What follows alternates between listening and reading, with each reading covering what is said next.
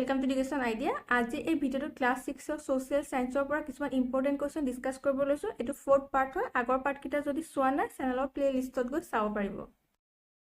First কোৱেশ্চনটো হৈছে in what language were emperor Ashoka inscription written. সম্ৰাট অশোকৰ শিলালিপিবোৰ কি ভাষাত লিখা হৈছিল?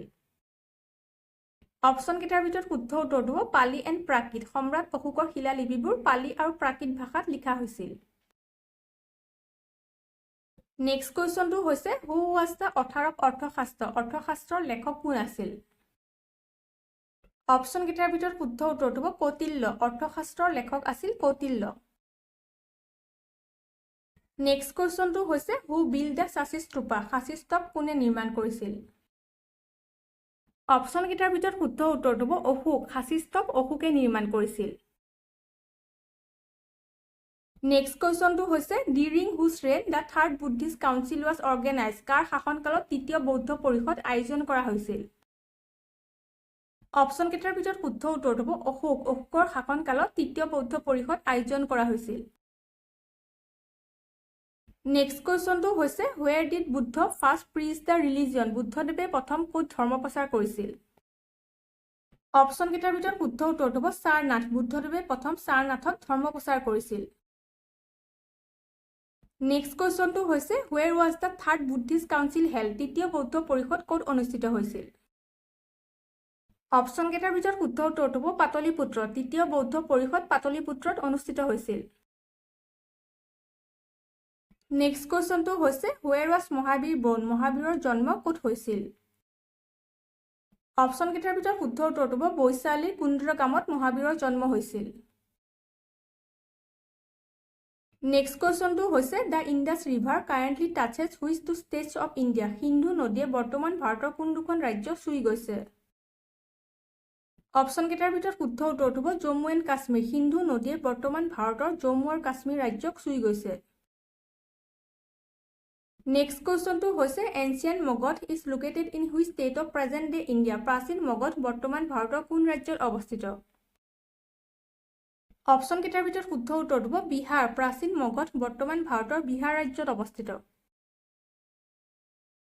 নেক্সট কোৱেশ্চনটো হৈছে which of the following states is the largest producer of wheat in India. নিম্নলিখিত কোনখন ৰাজ্যত ভাৰতৰ সৰ্বাধিক ঘেঁহু উৎপাদন হয়? অপশন কেইটাৰ ভিতৰত শুদ্ধ উত্তৰটো হ'ব উত্তৰ প্ৰদেশ। উত্তৰ প্ৰদেশ ৰাজ্যত ভাৰতৰ সৰ্বাধিক ঘেঁহু উৎপাদন হয়।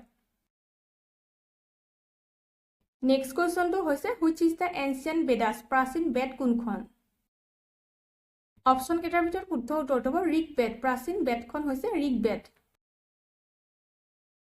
নেক্সট কোৱেশ্চনটো হৈছে which linguistic group did the Aryans belong to. আৰ্যসকল কোন ভাষিক গোষ্ঠীৰ লোক আছিল? অপশন কেইটাৰ ভিতৰত শুদ্ধ উত্তৰটো হ'ব ইণ্ডো ইউৰোপিয়ান। আৰ্যসকল ইণ্ডো ইউৰোপিয়ান গোষ্ঠীৰ লোক আছিল।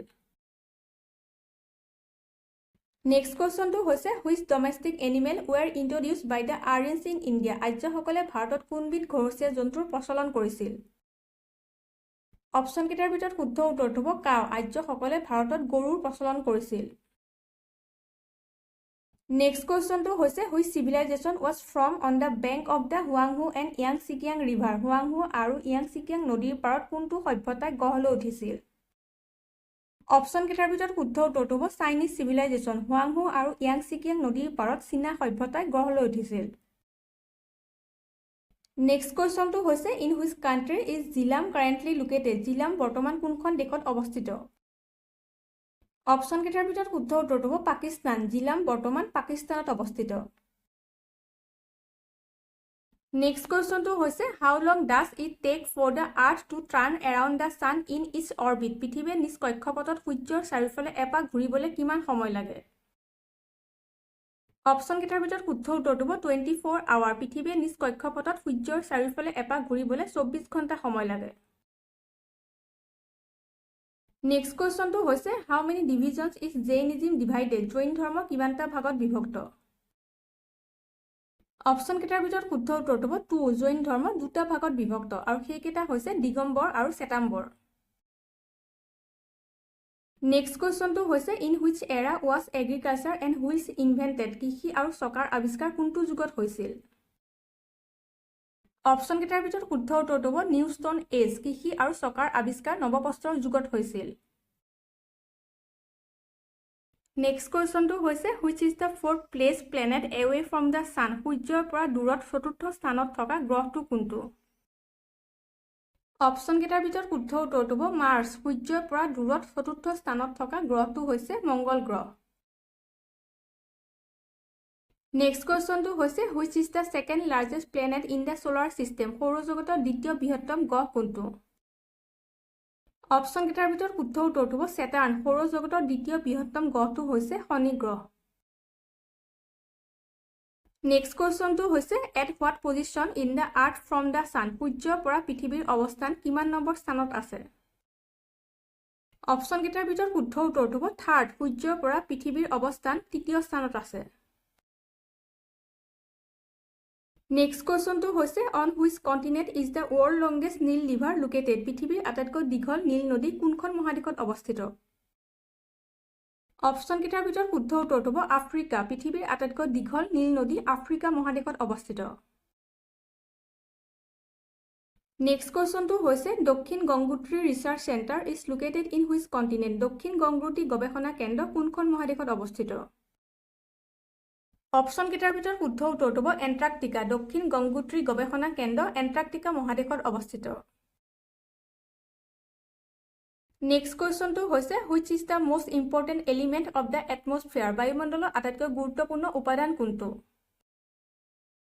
অপশ্যনকেইটাৰ ভিতৰত শুদ্ধ উত্তৰটো হ'ব নাইট্ৰজেন বায়ুমণ্ডলৰ আটাইতকৈ গুৰুত্বপূৰ্ণ উপাদানটো হৈছে নাইট্ৰজেন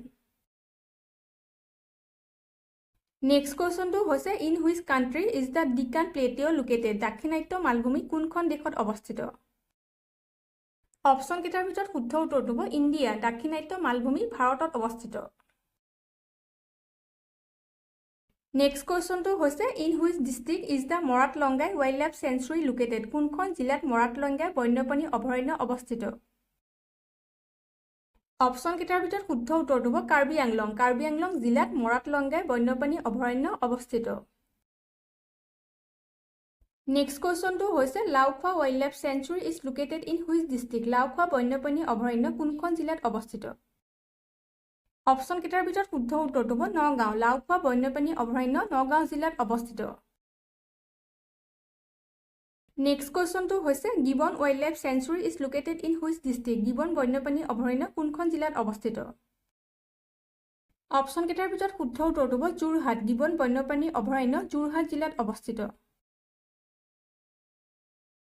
নেক্সট কুৱেশ্যনটো হৈছে who was the first to climb the Mount Everest peak Mount Everest শৃংগ প্ৰথমে কোনে আৰোহণ কৰিছিল অপশ্যনকেইটাৰ ভিতৰত শুদ্ধ উত্তৰটো হ'ব both A and B Mount Everest শৃংগ প্ৰথমে এডৱাৰ্ড হিলাৰী আৰু টেনজিং নৰ্গে 1953 চনৰ 19 মেত আৰোহণ কৰিছিল নেক্সট কুৱেশ্যনটো হৈছে হুৱেৰ ডিড গৌতম বুদ্ধ ডাই গৌতম বুদ্ধৰ মৃত্যু ক'ত হৈছিল অপশ্যনকেইটাৰ ভিতৰত শুদ্ধ উত্তৰটো হ'ব কুশীনগৰ গৌতম বুদ্ধৰ মৃত্যু কুশীনগৰত হৈছিল